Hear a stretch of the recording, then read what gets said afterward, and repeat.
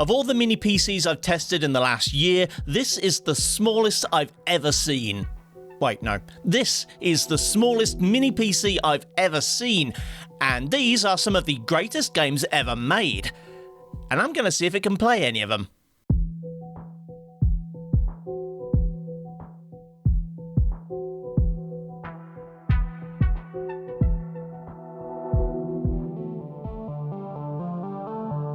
Whatever legitimate or dubious reason people have for negging on the gaming industry right now, one criticism that I won't argue with is that it's a little too focused on the hardware side of things. Some of the greatest games in history, as well as the indie titles that have taken inspiration from them, don't need ray tracing, 16GB frame buffers, or even discrete graphics at all. To prove my point, I've gone through some of the most well-reviewed games of all time using a machine powered by one of the lowest power CPUs I have at my disposal. Now, I know what some of you are thinking. Jesus, Iceberg, another mini PC review? Well, yes and no. The NucBox G5 was provided by GMKtec for me to review, no money changed hands, all opinions are my own, yada yada. I'll have some information at the end of the video for those of you who want to know more, and there are the usual timestamps in the description if you want to skip to that part. But the TLDW is that this is a fun little PC. But it's not for power users. It's a 12-watt mobile CPU with Intel's functional yet limited UHD 730 graphics. So, unlike some of the more powerful mini PCs I've tested, it ain't gonna be running Forza. One message I try to get across on this channel is that it's never as bad as the doomsayers make it out to be. There are more classic games and indie darlings on Steam and GOG than one person could reasonably be expected to play, and they run just fine on weaker hardware. I'm not talking about emulation in this one, these are all official games available through online stores, so no messing with sketchy sites or complicated emulators. Baldur's Gate 2 might be the highest rated of this subgenre of isometric RPGs of the late 90s and early 2000s, but you can substitute your favourite here if you wish. Icewind Dale, Planescape Torment, Fallout 1 or 2, all of them are stone-cold classics, and most of them can run on modern systems with relatively little hassle. This is Baldur's Gate 2 Enhanced Edition, which was released in 2013, and which I got as part of my Amazon Prime Gaming subscription some time ago and never got around to playing. It is pretty much flawless in making the game work on a modern system with contemporary aspect ratios, updated user interface, and no messing with DOSBox or other workarounds. And if BG3 is a bit too much for your PC to handle, you should find this, or any of the similar games I mentioned, should scratch the D&D itch. Unless you're looking for the sexy stuff, which I'm afraid to say I don't recall there being much of in the original games.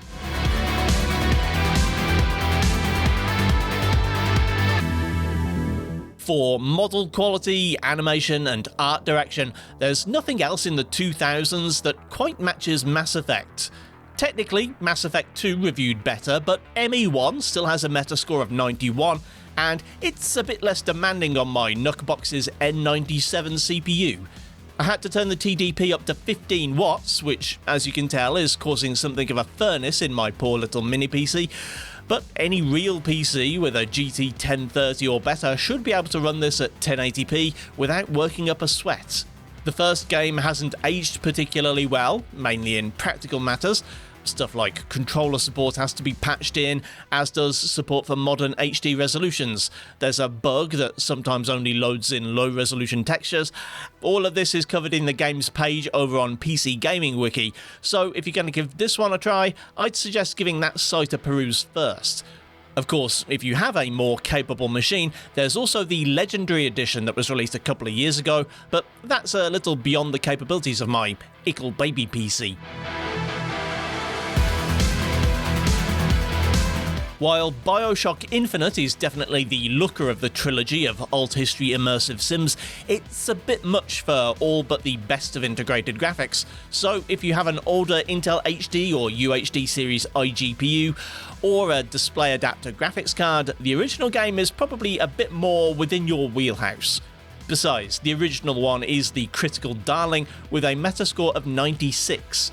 BioShock Classic, as it's now called, is available as part of BioShock Remastered, meaning you get the original version that will play happily on your lower spec machine, as well as the more demanding but more modernised version for when you upgrade. As a first-person shooter from the Xbox 360 era, the one issue that always glares out at me when I play the 2007 version is the field of view, which feels unnaturally narrow to my PC gaming sensibilities, so I'd suggest once more heading over to PC Gaming Wiki and checking out how to adjust it. There are several solutions, but I prefer the one that lets you edit a config file to create a hotkey for a wider FOV rather than downloading mods.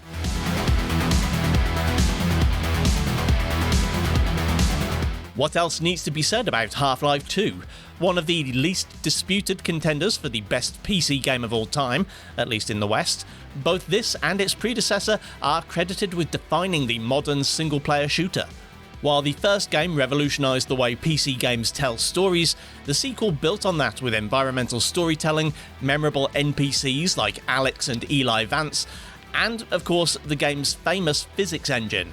Some people would argue that the physics puzzles aren't that entertaining anymore, and that the enemy AI is a downgrade from the first game, and I might not dispute that. However, as a counterpoint, Ravenholm.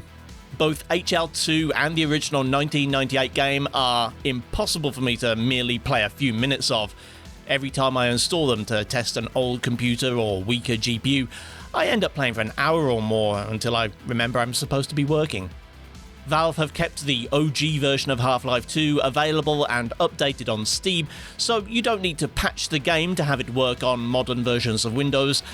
And if you too want to enjoy the crushing despair of the famous unresolved cliffhanger ending, then you can pick up episodes 1 and 2 while you're at it. Halo was, of course, an Xbox original, but it did make its way to the PC in 2003, and was one of the reasons why I upgraded graphics cards so often back then. Firstly, I should point out that this is the anniversary edition from the Master Chief Collection. I still have my CD-ROM with the original game, but I don't have any USB optical drives to hand right now. Unlike the original, which isn't available through online stores, the MCC can be bought on Steam and offers all the graphical upgrades from the Xbox 360 era. But for those whose PC can't handle the higher fidelity, hitting tab brings back those more basic, classic Xbox era visuals. Even at the lower settings, the NucBox did see a few frame drops at times, particularly during explosions, but turning up the TDP to 15 watts mitigated that somewhat. In case you're unfamiliar, Halo is the reason why every FPS afterwards had regenerating health and 2 weapon limits, but sadly they also failed to copy its 90s sci-fi TV series plot, which was a big part of the appeal for me back in the day. For all Halo did for FPS game mechanics, I'm sad to say that it failed to stop the drive towards gritty, realistic military shooters, with British people saying, "Tango down." Disco Elysium is set in a completely fictional world, but with enough similarities to our own that it feels familiar and even somewhat contemporary. The painterly art style and epic score are no doubt a huge part of Disco Elysium's aesthetic appeal, and as the graphics are a combination of matte paintings and low-poly models, a la PS1-era Resident Evil, this is also very light on system requirements, but most of the praise goes to the narrative.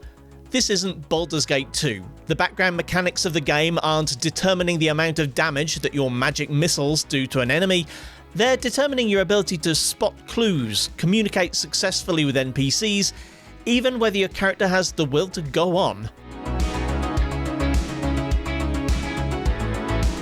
If I were to sum up my favourite gameplay styles, there's basically zero chance I'd include roguelikes or bullet hell on that list. And yet, Hades remains one of my favourite indies of all time. Is it because these are common indie genres? Probably. Is it because I'm a sucker for Greek mythology? Maybe a bit. You play as Zagreus, son of Hades, and who is an actual, if minor, part of real Greek mythology, and actually got a few seconds of screen time in Season 2 of Blood of Zeus. The game starts out as a basic isometric hack and slash, with Zagreus gaining stat boosts and combat enhancements as you go via boons from the Greek pantheon, all of whom are offering to help you escape from the underworld. Of course, it's hell, or a version of it anyway, so escape isn't simple, and you'll quickly get used to dying and losing all the boons and enhancements you initially gained. However, along the way you also collect currencies and unlock new weapons which persist through death and which dramatically change the way the game plays. The best part, at least for the purposes of this video, is that it's all basically 2D, so almost any iGPU can run it beautifully. You could also try Hades 2, which was released into early access just before I started work on this video, but I don't know exactly how much game you get for your £25 right now, so I'm going to reserve my recommendation for the time being. Another one I feel I don't need to patronise you about, but I guess I will anyway.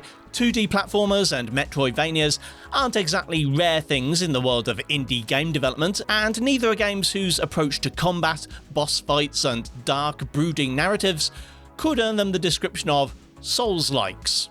Hollow Knight is, however, a beautifully hand-drawn 2D Metroidvania with, dare I say, a bit of a Souls-like vibe, and one with a fierce fan base.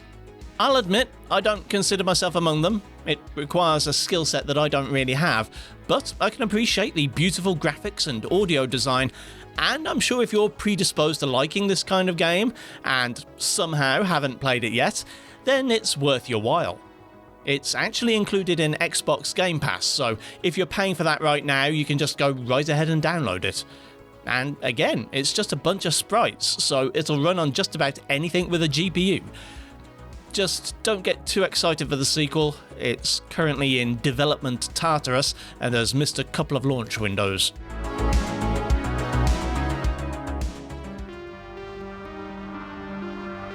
Closing out the list with a few lighter weight titles that I think are worthy of a place in this video, regardless of their actual position on the official GOAT lists. If you haven't heard of all the other really famous indie titles I've talked about in this video so far, chances are you might not have heard of Hotline Miami either. To that, I have to say, maybe give the Fortnite a rest for a bit, yeah?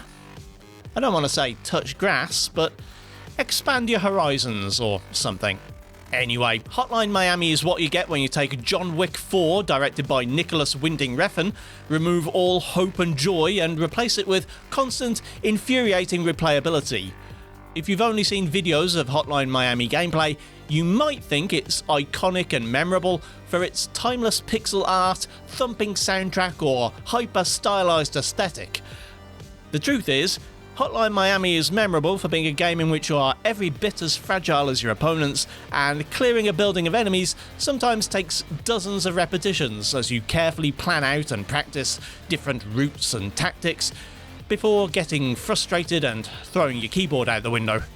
It's like a 2D Superhot, but far bloodier and less forgiving. Alright, so maybe I actually do like roguelikes after all. Dead Cells is less narrative driven than the cosmetically similar Hollow Knight, but also faster and more fluid, and less oppressively dark. The dungeons of Dead Cells are procedurally generated and are more of a straight up charge to get through rather than Hollow Knight's more methodical, exploration based approach.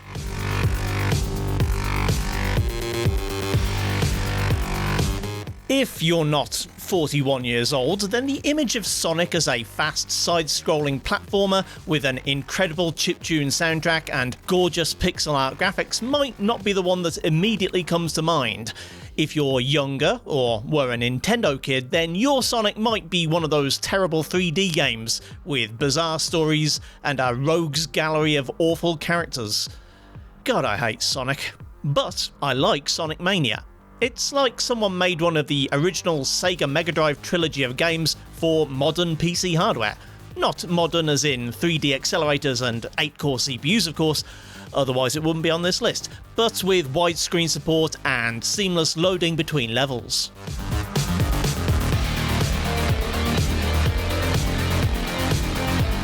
Finally, alright, there's not really any way TMNT Shredder's Revenge actually belongs on a GOAT list. At best, it's a fun exercise in button mashing, with gorgeous throwback graphics and music, but it's a good couple of hours of fun, and even more so in couch co-op. What's more, it's also on Game Pass, so if you already have a subscription, it's included in the price.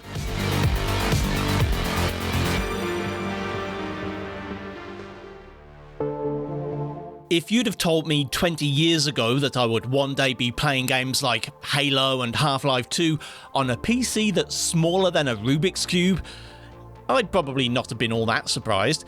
In fact, I'd probably be disappointed to learn that I'm still playing 2004 games in my 40s, but still, a PC this small and yet fully functional is a pretty cool thing. So, why didn't I do a full review on it? Well, the truth is, form factor aside, we've kinda seen this before. Aside from the 12W TDP and 1200W max GPU frequency, the G5's Intel N97 CPU is very similar to the N100 that features in a lot of the mini PCs favoured by the home server crowd, and the extra graphics performance probably isn't a big selling point for those folks. To get the most out of it for gaming and other heavier duty tasks, you do really have to tune the TDP up to 15 watts, as I found several games didn't do so well at 12. You may have noticed that even at 12 watts, the thermals get pretty toasty while gaming, so if you don't plan on gaming with it, you can drop the TDP even further in the BIOS to keep things a bit more manageable in the long run. There's a surprising amount of connectivity for something so small, but don't expect too much. As well as being small, this is a pretty inexpensive unit, so there's no Thunderbolt or HDMI 2.1 or 2.5 gigabit Ethernet. There's a total of 3 USB 3.2 Type A's, and that's pretty much it for data ports. The USB-C is for power only, so if you want to connect more than one external drive or other USB accessory, be prepared to use either wireless peripherals or pick up a USB hub. There are still 2 display outputs in the form of full-size HDMI 2.0, as well as a gigabit Ethernet port and a microSD card reader. If we were talking about a $500 i5 machine, this would be a fairly lackluster set of I/O, but in the context of an N97 powered PC that starts at $160, it's actually pretty good. For that price, you get the 256GB storage option with a 512 model available for an extra $20, and while the drive is user replaceable, you've probably guessed that it uses a 2242 size NVMe SSD, which is currently only available up to 2TB and costs a substantial premium over standard 2280 drives. Both capacities include 12GB of soldered DDR5 4800 RAM, which, while a weird amount, is good enough for a few Chrome tabs and some light creative tasks. I didn't run the G5 through the full spectrum of benchmarks because, as I said, I know that my productivity and gaming tests are too heavy for this CPU, but I did grab Cinebench and Geekbench results for the sake of comparison. Cinebench underperformed a bit in the single-thread test compared to the N100, but pulled it back in the multi-core. Geekbench was disappointing in both the single and multi-core tests, most likely due to thermal throttling. In a roughly 20-degree ambient room, the CPU hits 95 to 97 degrees regularly. The GPU tests fared much better, with both the OpenCL and Vulkan tests coming out 33% ahead of the N100. For power consumption, the G5 draws about 26 watts from the wall in the Cinebench multi-core test, and that can climb up to 33 watts in 3D gaming.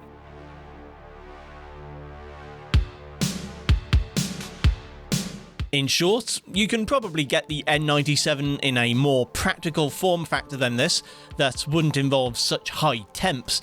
And if you want one for serious applications, then that's probably the route to take. If, however, you just want one for fun or a highly specific use case that a larger footprint wouldn't work in, then it's surprisingly capable. Just maybe take it easy. I don't know how long these things are intended to hold up under a 97-degree load. If you're interested in picking up the NucBox G5, there are links in the description, and if you're looking for something for more modern, graphically intensive games, check out the NucBox K8 video on screen. Now, thanks for watching, kindly do the usual YouTube things if you feel so inclined, and I'll see you next time.